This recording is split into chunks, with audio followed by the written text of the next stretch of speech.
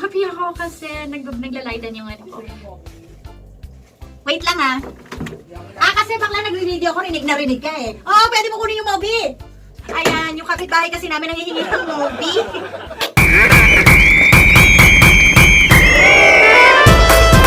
Hi guys! Good morning! Welcome to my channel.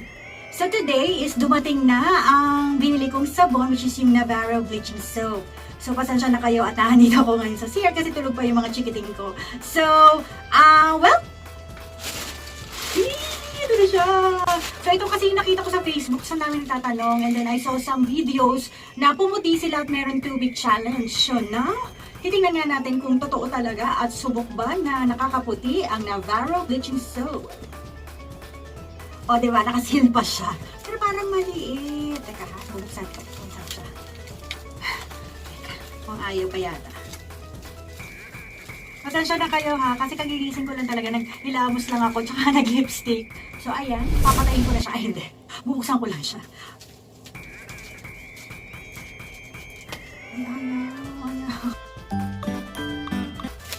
Ay, ayaw talagang magpabukas. So, sealed na sealed talaga yung pagkaka-deliver ni Miss Nea. Hi, Miss Nea!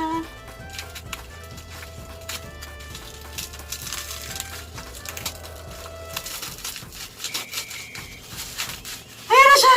Ayan na siya! For 48 years! Pero salamat naman at... Wala, may isa pa palang layer. May isa pa layer, wait lang. Hindi ako pumuti, namula ako. Ito pala, may gunting pala ako. Sorry na. Diyos ko, nagpakahirap, hindi gumamit ang utak, diba? Gunting kasi. Ayan na siya. Da-da-da-da. Navarro Bleaching Soap. Ayan, Navarro. Kaano-ano niya kaya sibong Navarro? So, ayan na ang Navarro's Bleaching Soap. Instant Permanent White with SPF 20.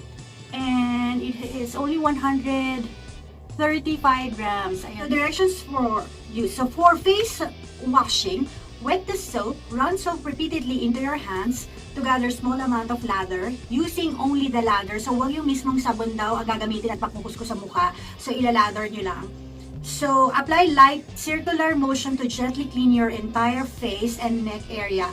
Do not rub. So, di ba ang hilig na, huwag daw ganon. So, parang ilalather lang siguro na ganyan. And the fruit extract exfoliating action takes effect upon skin contact. There's no need to use force. So, huwag nyo na talagang kuskusin o maggawa pa ng mga towel or whatsoever. Kasi guys, magsusugat for sure ang mukha nyo siguro because of the content nito. Rinse well, pat the face and neck. Dry with fresh soft tissue or towel. Guys, I would suggest yung facial tissue ang gamitin nyo. I always use that. Iniwasan ko na talaga kahit yung mga soft na towel. Hindi ko na ginagamit yan sa face ko. So, what I do is after I wash my face, tap-tap lang ng facial tissue. Body washing. Rinse the bar soap all over the body. Lather well at least 3 minutes. Rinse well. Pat the body dry with fresh or soft towel. So, soft towel ang ginagamit ko. Ang ginagamit kong towel is more of like yung mga Aquazorb or yung light lang na towel na tap-tap lang pag nagtutuyo kayo. Buksan na natin. So, kung makikita nyo siguro magtataka kayo bakit pa ako mag-bleaching soap, parang medyo fair na yung skin ko, maputi na ako. So, kasi yung skin type ko kasi is, ang dali kong mangitim in a way, at saka yung ang dami kong pagkahaliba nagka-rashes ako, or may skin breakout ako. So, nangingitim siya, mabilis siya, mukha akong Dalmatian, sa totoo lang. And of course, hindi naman kaputian ang kilikili ko, dalawa na yung naging anak ko, hindi na siya talaga bumalik sa sa talagang glowing days niya before. So, titignan natin kung maganda ba talaga ang effect nito, nakakaputi nga ba siya ng kilikili, ng mga singit, ng mga tuhod, at yung mga, kung may mga scars kayo, ng mga insect bites or whatsoever. So, sige, papakita ko na very light yung kilikili ko. Ayan siya, hindi siya masyadong maputi. Tapos, ayan guys, hindi naman ako, may mga line ako na maitim. Siguro because of yung, ayan, may mga sunburn ako before, matagal na yan. And sa skin ko naman, I'm not gonna use this on my face, guys, kasi meron akong routine, may skin routine ako. So, gagamitin ko lang siya sa body today. And siguro later on, kung siguro may mga ko sa mga legs and all, hindi ako perfect na flawless or whatsoever, kinakaya ko lang. And in terms naman sa mga, syempre, di ba nanganak na ako ng dalawa, so may mga stretch marks tayo all over. Tingnan muna natin. Ay! Ang ganda na. Tingnan mo, meron pa siyang stamp seal. Parang lang, medieval era. So parang in-stamp lang ganyan. Pang Reyna talaga, di ba? Pang Reyna. So So, nandyan yung seal ng Navarro. Nakalagay na expiration date. So, nakalagay is February 29, year 2020 guys. Aba, matagal-tagal pa. So, mukhang hindi naman, for sure naman hindi ito may expire. Maliit lang naman yung soap na to. Alright, so please make sure na bumili kayo sa official ng mga distributor or resellers nito. Kasi baka mamaya makabili kayo ng fake, tapos kung ano pa mangyari sa skin nyo. So make sure din na iwasan nyo na gumamit nito kapag may mga skin abrasion kayo or may mga sugat or fresh na, may mga rashes kayo, wag po. Kasi may irritate po talaga yung skin nyo at mag-worsen nyo. So make sure na okay yung skin nyo, hindi wala kayong mga sugat-sugat or whatsoever before you use this.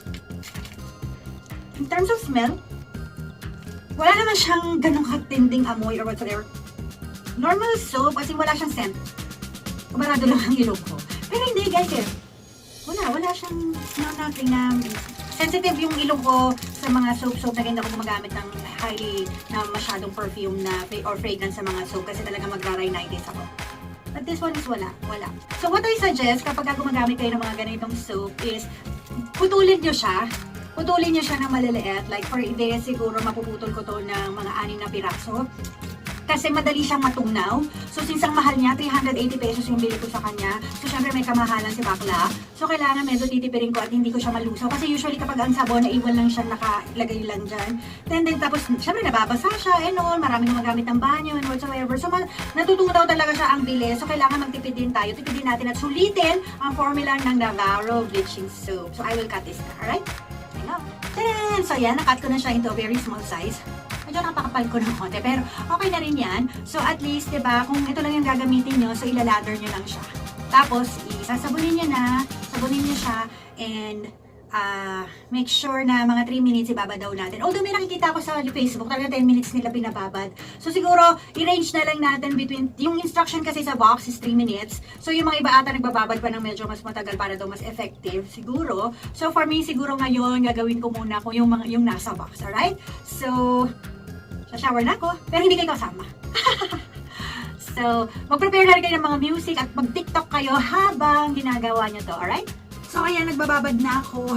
Nalagyan ko na ng soap, na-lather ko na yung soap the skin ko. So far, so good. Wala naman akong nararamdaman na pangangati. Wala naman akong nararamdaman na mahapde or whatsoever. So, hintay pa tayo. Hi guys! So, I'm back again. So, tapos na ako maligo. So, I already rinse my body and then nag-shampoo ako ng hair ko. And then after which is, ayan na. Ito na ang aking after shower look. Pero ang tibay pa rin ang lipstick ko, di ba? Andiyan pa rin siya. So, what I feel about this on my first day of using Navarro Bleaching Soap is, ayan siya. So, unlike other bleaching soap, ito hindi siya nakaka-dry ng skin. I don't feel yung medyo parang nagbibitak yung skin mo, nagbe-break siya na parang may puti-puti. Ito hindi, malambot siya guys, malambot siya. And of course, hindi pa natin makikita yung result ngayon. Pero sa first day ko ng paggagamit, I feel na okay siya kasi malambot siya. So after this, I would highly recommend is to use a moisturizing lotion just to avoid na mag-dry up yung skin nyo. And after that, is kapag lalabas na kayo ng bahay, is magpack kayo a lot of sunblock lotion. Kasi again, if you're using a bleaching soap na mga pampaputi, so prone yan na sa mga sunburn or mangingitim kayo agad guys kasi nag-exfoliate yung skin nyo. So, I would suggest na bumili kayo ng sunblock and pack a lot of sunblock. Marami naman available dyan sa mga drugstores, sa Watsons, and sa supermarket na available. Just make sure na mataas yung SPF na bibili nyo, alright? Especially on the face. So, just for weekly, hindi ko ginamit ang Navarro soap sa face ko. I'm using another booty which is I will share to you in the future. I'm very happy na after nung nag-shower ako, hindi ako nakaramdam ng hapde, hindi ako nakaramdam ng pangangati. Sensitive ako talaga sa mga soap na yan. If I find it na nakaka-irritate sa skin ko, tinatapon ko na agad siya. Alright? So, this is my first day. So, let's see after 7 days. Hi guys! So, this is my second day ng paggamit ng Navarro Bleaching Soap. So far, masasabi ko, again, wala pa rin pangangati or paghapde ng balat, and mas smooth siya, and I feel, ayan pa rin naman, wala ka pa naman makikitang difference siguro kasi syempre second day pa lang naman, but for the first 2 days naman of my using it, wala naman akong rashes na naganap, wala naman ganapang rashes, wala naman ganapang mga butlig-butlig or hapde or something, but what I notice is talaga parang pumupush siya ng a little bit lang after you take a bath, siguro probably because of the ingredients na nagtitake effect siguro or something, but after this, magmo-moisturizer na ako, and after which is talagang isang kamalmal na sunblock kasi sobrang init ngayon, alright? So let's see kung maganda magiging result nito after a week and 2 weeks, alright? Bye-bye! Isingit ko na rin, this is my 4th day of using Navarro bleaching soap. And as you can see, parang satisfied ako. Medyo kumikinis ako, malambot siya sa balat. And hindi ako nahihiya kanina mag-twist-twist na ganyan kasi naitaas yung kilikili. Pero hindi na ako nahihiya, di ba parang nag-ayos-ayos akong ganyan, itaas ko, makita nyo. Pero nung first day na ginamit ko, parang hiya pa ako. Pero ngayon 4th day, and I'm saying na medyo nasasatisfy ako kay Navarro bleaching soap. And yung neck ko, parang nagbabago na siya, hindi na siya mukhang libagin. Medyo na-happy ako kasi naglalaydan yung ano ko. Wait lang ha. Kasi bakla nag-video ako, rinig na rinig ka eh. Oh, pwede mo kunin yung Moby. Ayan, yung kapitbahay kasi namin nanghihingi ng Moby. So, this is Fashionista and for today is bibigyan ko kayo ng honest review with my experience for using Navarro bleaching soap for 7 days. It actually works sa akin ha.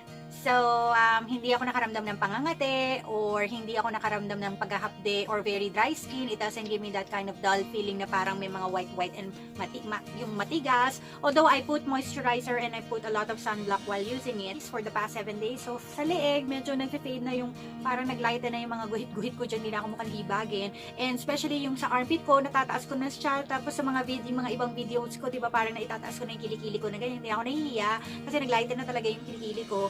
And sa legs ko is, tatayo ako. So as you can see sa legs ko, ganyan siya. Nagkakaroon ako ng mga ganyan minsan rashes or insect bites, pero dito is mapapansin nyo, naglighten na yung mga iba, halos hindi na siya visible. Tapos ito, sobrang dark nito, malaki, ganyan na lang siya. So, ayan yung likod. So, nagiging pantay yung skin tone ko. And, so, yeah, I think for Navarro bleaching soap, I am very happy with the result just only for the 7 days. Hindi naman maghihimala mga bleaching soap na magiging uncurtis agad yung puti mo. Hindi guys, that depends pa rin sa skin type mo kung paano mo inaalagaan din. Kasi kung nag-bleaching soap ka, tapos hindi ka nagsa-sunblock, wala ring effect yun, mabuburn ka lang. So make sure that you keep yourself hydrated, you keep yourself moisturized, and you keep yourself with sunblock to protect your skin. Na for the past 7 days is, ganito yung na-consume kong product. So, di ba hinati ko siya, so ito yung natira. So, since ito lang yung natira siya for the 7 days, and ito pa yung remaining Navarro bleaching soap ko, so mahati ko to ng 5 more pieces. So, I think for 1 bar, you will be able to use this for the past, siguro mga isa't kalahating buwan, 1.5 month kung siyang gagamitin. Depende sa paggamit nyo. I recommend talaga na i-chop nyo para humaba yung buhay niya. Siguro pagka ito isang buo lang, gamitin nyo, hindi pa aabot ng isang buwan tapos na to. Alright? So, that is my opinion with Navarro bleaching soap. I highly recommend if you want to really use this. It's actually very good for you na para sa pampaputi. Alright? So guys, if you like this video, please hit like and share it to your friends. And of course, if you're new here with my channel, please make sure to subscribe and hit the notification bell so you will be notified para po sa mga upcoming videos and reviews ko for the beauty products, makeups, and fashion, and yung mga kalokohan namin ng anak ko, alright? So maraming salamat po sa panonood, and love, love, love.